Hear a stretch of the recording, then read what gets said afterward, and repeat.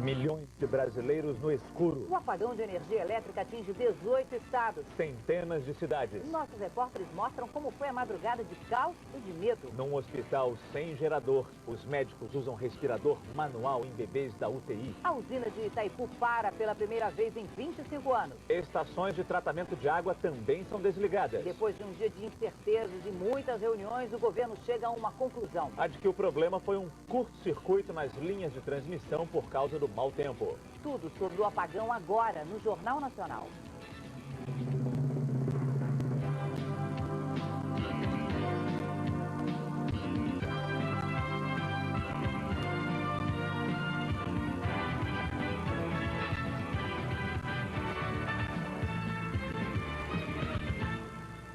Boa noite. Boa noite. O Brasil viveu na noite de ontem e na madrugada de hoje um apagão que atrapalhou a vida de milhões de pessoas em 18 estados. Só agora há pouco o governo divulgou quais seriam as causas do problema. Vamos ao vivo a Brasília com Cristina Serra. Boa noite, Cristina. O que provocou o apagão? Boa noite, Fátima. Boa noite a todos. Segundo o ministro de Minas e Energia, Edson Lobão, o que provocou o apagão foi uma grande concentração de raios, ventos e chuvas fortes na região de Itaberá, no sul de São Paulo, justamente por onde passam 3 linhas de transmissão de Itaipu. Essas linhas sofreram um curto-circuito e o sistema de proteção da rede, para evitar que esses danos se propagassem, desarmou automaticamente outras 15 linhas de transmissão. Mas o ministro procurou tranquilizar a população, dizendo que o sistema elétrico brasileiro é seguro e lembrou que a energia voltou num tempo médio aí de 3 horas nas regiões atingidas. Quem teve prejuízos deve procurar a sua concessionária ou ligar para o número 167 da ANEEL. O ministro não soube dizer quantos brasileiros foram atingidos pelo apagão, mas disse que 40% da energia consumida no Brasil simplesmente foi desligada durante o blackout. Fátima. Obrigada, Cristina, pela sua participação aqui no Jornal Nacional. Os transtornos desse apagão foram sentidos por quem estava em casa, no trabalho e nas ruas. 22 horas e 13 minutos, o momento exato em que a escuridão começou a se espalhar pelo país. Em São Paulo, a população assustada começa a ligar para a polícia. Polícia Militar Emergência. Queria denunciar um arrombamento. Polícia Militar Emergência? Moça, é que a gente tá aqui dentro do cinema e acabou a luz, não tem como ninguém sair, tá tudo escuro aqui dentro. Os faróis dos carros são a única iluminação das ruas. A luz em poucos prédios vinha de geradores de emergência. Sem energia, ônibus elétricos, o metrô e os trens de subúrbio pararam, com passageiros dentro. Muita gente ficou sem rumo, sem saber o que fazer. A gente estava na sala e de repente ficou tudo escuro. Eu fico totalmente perdido. Já fui ali no estoquezinho, ali acender a luz 2 vezes sem energia alguma. Já passa das 11h30 da noite. O metrô deveria funcionar pelo menos mais 40 minutos. Só que desde as 11 horas, as portas das estações foram fechadas por falta de energia. Aqui na plataforma da estação Penha do metrô, a gente observa a quantidade de pessoas que não tem como voltar para casa. A gente está com medo, por isso se agrupou aqui. Segundo o operador nacional do sistema, o problema de transmissão de energia ocorreu em Ivaiporã, no interior do Paraná, e em Itaberá, no interior de São Paulo. E como num efeito dominó, o apagão foi se alastrando.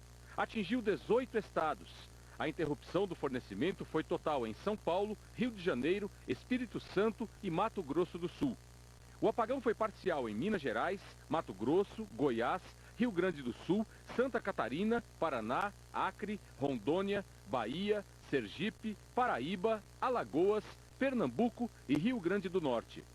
A luz voltou em horários diferentes em cada região, também no efeito dominó. Segundo o ONS, o retorno foi mais rápido no sul, perto das 10h30 da noite. Em São Paulo, em Mato Grosso do Sul, no Rio e no Espírito Santo, a energia começou a ser restabelecida depois da meia-noite.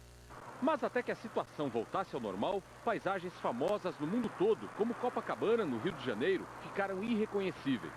Na central de abastecimento do estado, circulam mais de 4.000 pessoas toda madrugada. Desta vez, lojas e corredores vazios. Prejuízo fora do sério.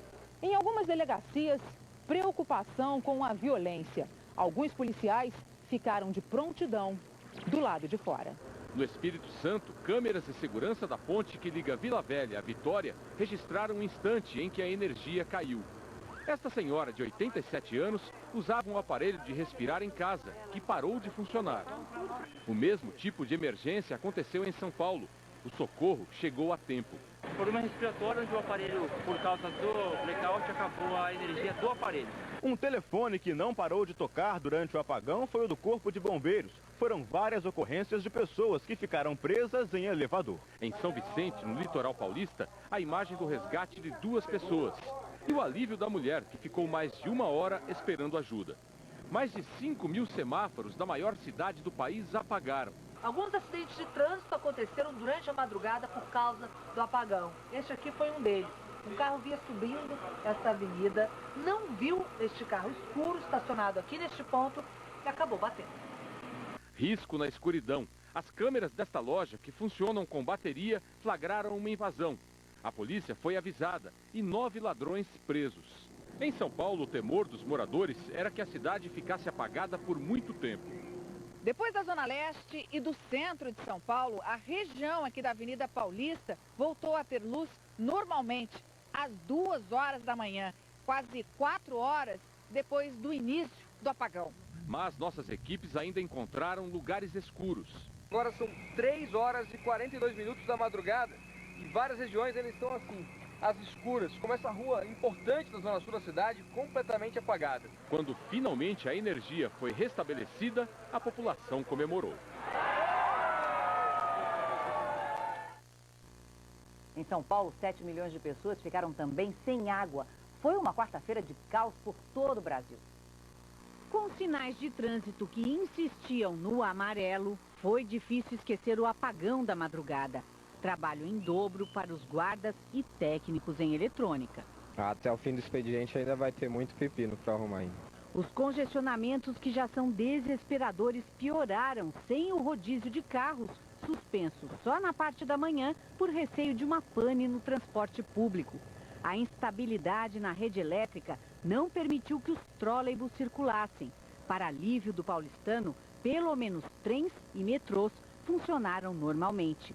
O apagão afetou também o sistema de informática dos bancos.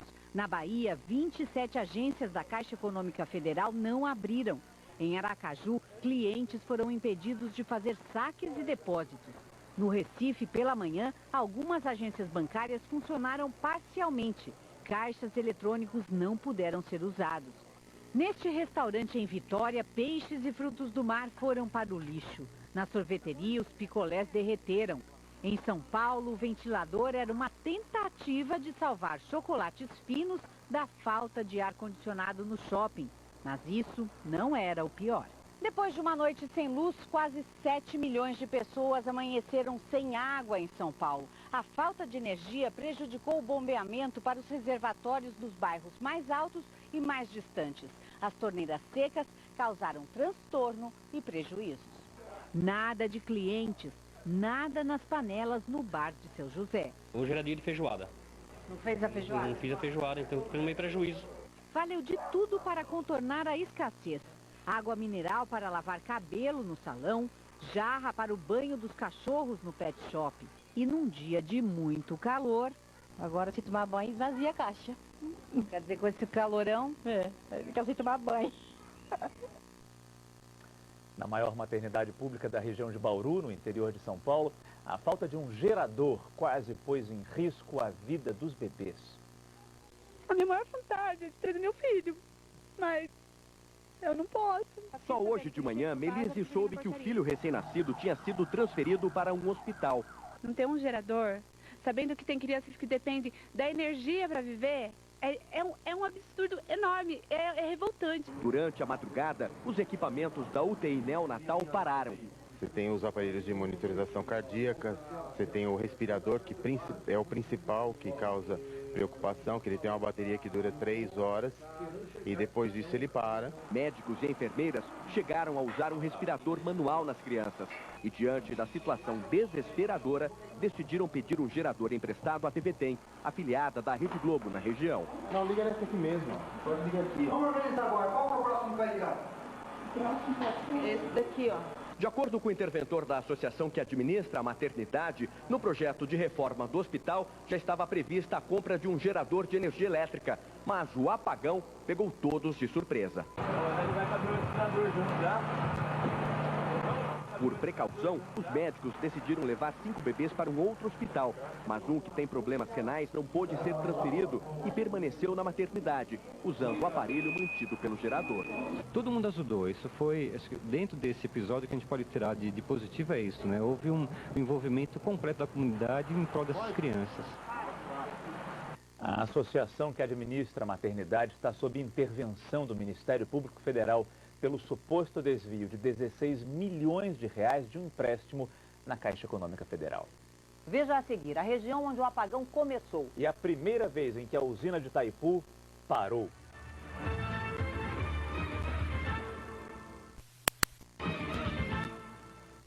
Autoridades do setor de energia apontaram o interior de São Paulo como a origem do apagão. E o repórter Ernesto Palha foi até lá para ver o que aconteceu.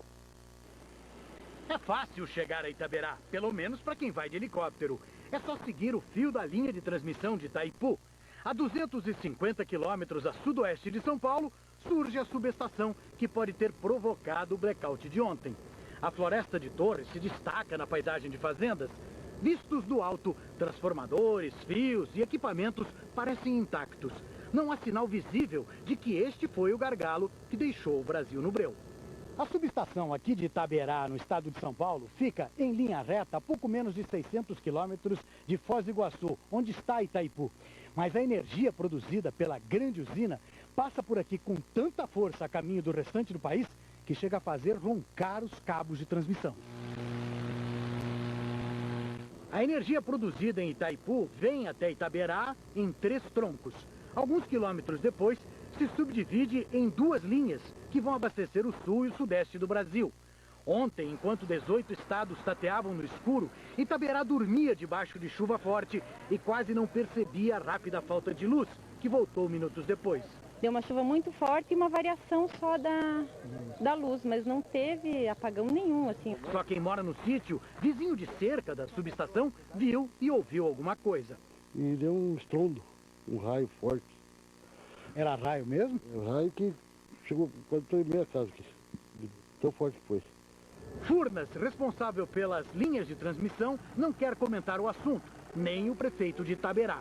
Curioso mesmo é o significado indígena do nome da cidade.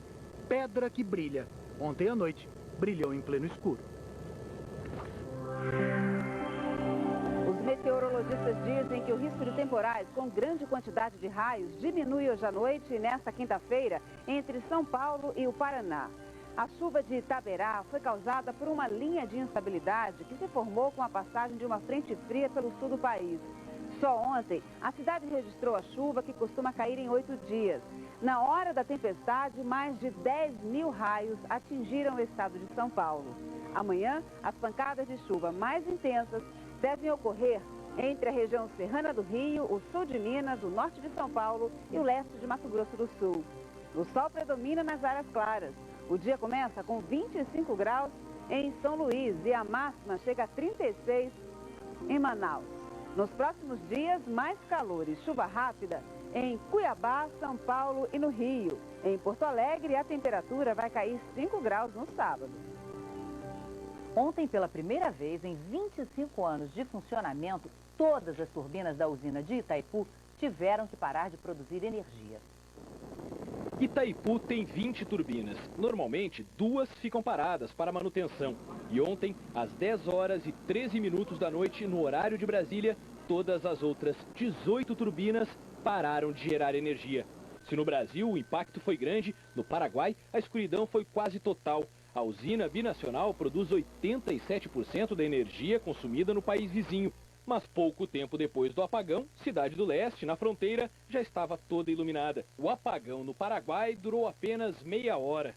Isso porque o problema foi nas linhas de transmissão brasileiras e não na geração, aqui na usina. Itaipu parou por uma ação automática de segurança. Como não havia para onde mandar a energia, as turbinas foram desligadas. É como se houvesse um curto-circuito em uma casa e o disjuntor caísse. Itaipu tem uma capacidade de 14 mil megawatts. A usina produz 19% da energia consumida no Brasil e toda essa energia é levada em 5 linhas de transmissão que fazem parte de 2 sistemas principais. O primeiro sistema, com 2 linhas, leva a energia de Itaipu para Ibiúna, no interior de São Paulo, de onde é feita a distribuição para as outras regiões do país. O segundo sistema, com 3 linhas, passa por Ivaiporã, no Paraná, onde é feita a interligação com a região sul. Esse mesmo sistema também chega a Itaberá, no interior de São Paulo, onde teria começado o problema ontem. Essas várias linhas de energia em diferentes estados formam um sistema interligado nacional, responsável por 95% da transmissão de energia no Brasil. O presidente de Itaipu contou que só foi possível religar todas as turbinas quando já havia por onde mandar a energia. Quando foi 5h15, o operador nacional do sistema disse: pode mandar toda a produção de energia de Itaipu, que está restabelecido as linhas. Às 6 horas da manhã, o funcionamento de Itaipu já era normal. Para especialistas em energia elétrica, é preciso melhorar o monitoramento e a segurança das linhas de transmissão para que o Brasil não corra o risco de ficar novamente às escuras. Do alto de um prédio na zona sul do Rio, uma câmera mostra a escuridão. E você vai acompanhar agora em segundos o que na vida real demorou horas. A luz volta aos poucos e finalmente ilumina a cidade. Esta é uma maquete que reproduz em parte a produção de energia elétrica no Brasil. Com as fortes chuvas dos últimos tempos e os reservatórios das hidrelétricas cheios, parecia garantido o abastecimento. Mas com o apagão, hoje técnicos, professores e especialistas chamavam a atenção que é preciso bem mais do que isso para garantir que a energia chegue a cada casa do país.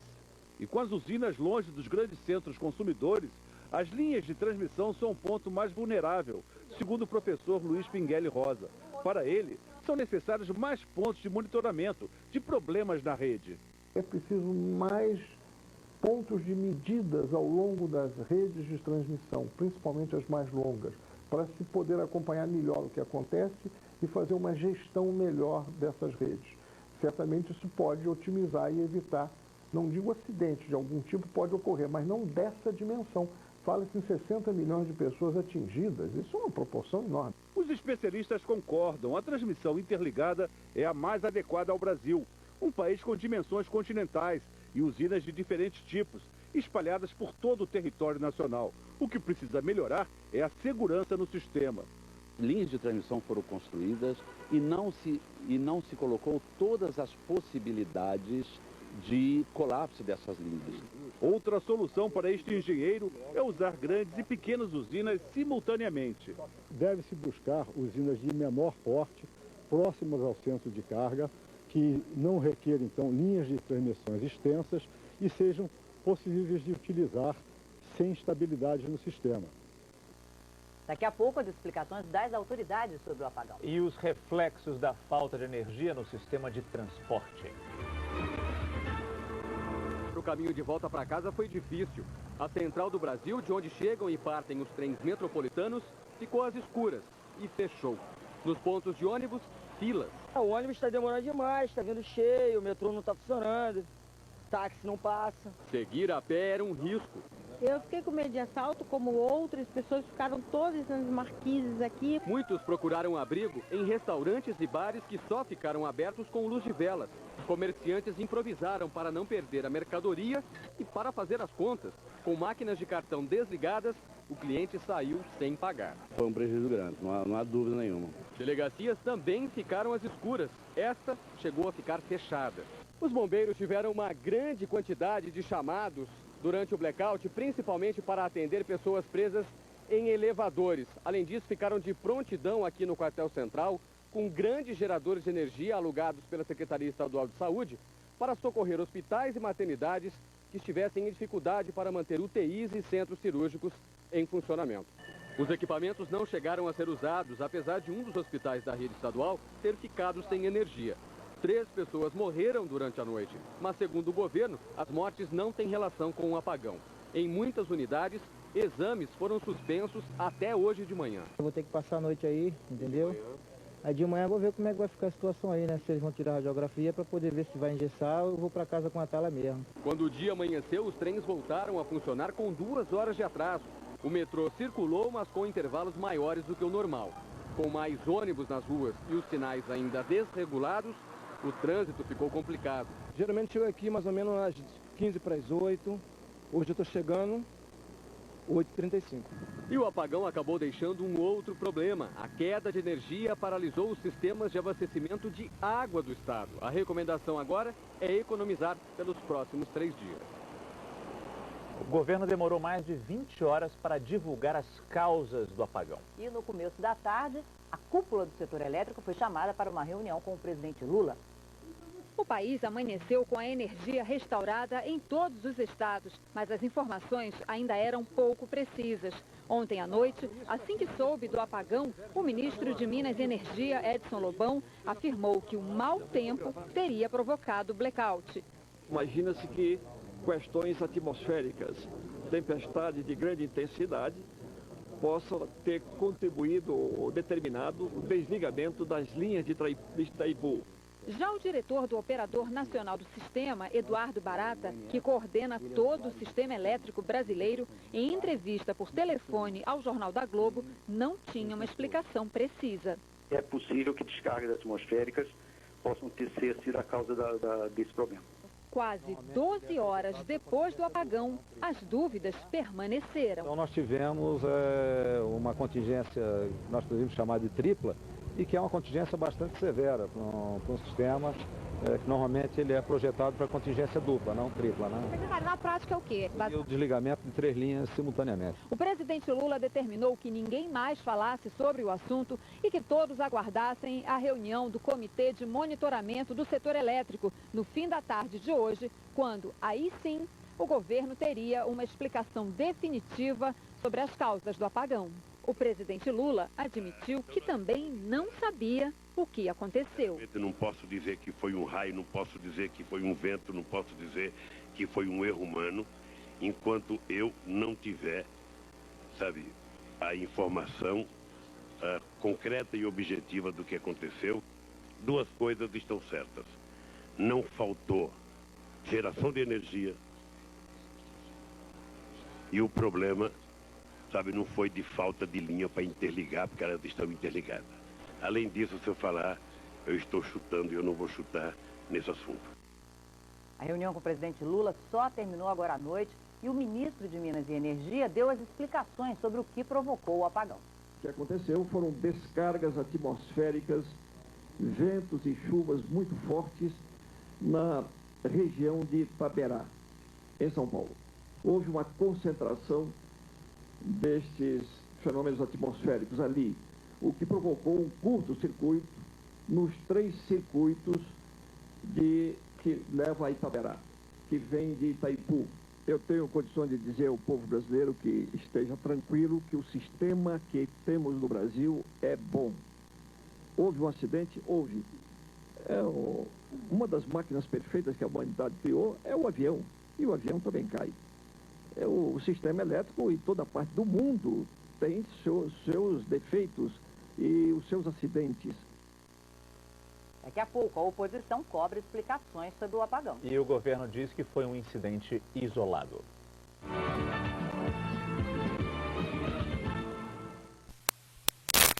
O país não ficou no escuro, mas o apagão invadiu a pauta política. A oposição cobrou uma ação mais eficiente do governo. Quando há uma perturbação, você tem que eventualmente desligar algumas cargas. Você isola o sistema. No Sudeste isso não funcionou. Não funcionou o ilhamento e não funcionou a livre de carga. E por que o sistema de segurança não funcionou? Faltou investimento? Por que faltou? Perguntas que ecoaram nos discursos de deputados e senadores.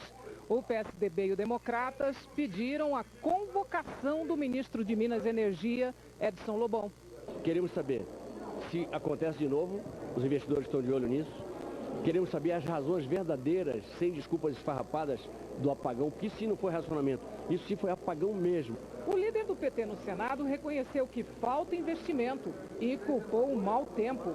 Não há risco de oferta de energia, ninguém vai ter que fazer racionamento, não vai faltar energia. O Brasil está preparado para crescer com oferta abundante de energia. O governador de São Paulo, um dos estados mais atingidos pelo apagão de ontem, também cobrou investimentos. Há mais de 1 ano e meio nós urgimos o governo federal, mostramos a necessidade de mais investimentos, de uma frente ampla de investimentos que é necessária para a segurança do abastecimento de energia elétrica, para a segurança da economia e da sociedade. O ministro da Justiça minimizou o problema. Eu acho que foi um microincidente dentro de conquistas extraordinárias que o Brasil teve no setor energético nos últimos 7 anos. A nossa situação hoje é uma situação extraordinariamente positiva. O apagão trouxe enormes prejuízos para os brasileiros, mas segundo o PROCON, quem teve eletrodomésticos danificados pode ser ressarcido.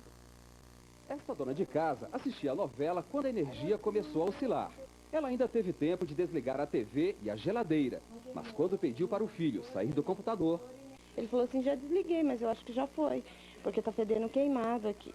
As variações bruscas de energia são um verdadeiro teste de resistência para os aparelhos elétricos. Ele pega fogo devido a essa elevação de tensão dos equipamentos, e esse fio interno desses componentes são muito fino e a isolação não suporta aquele aumento de temperatura, então isso pode pegar fogo.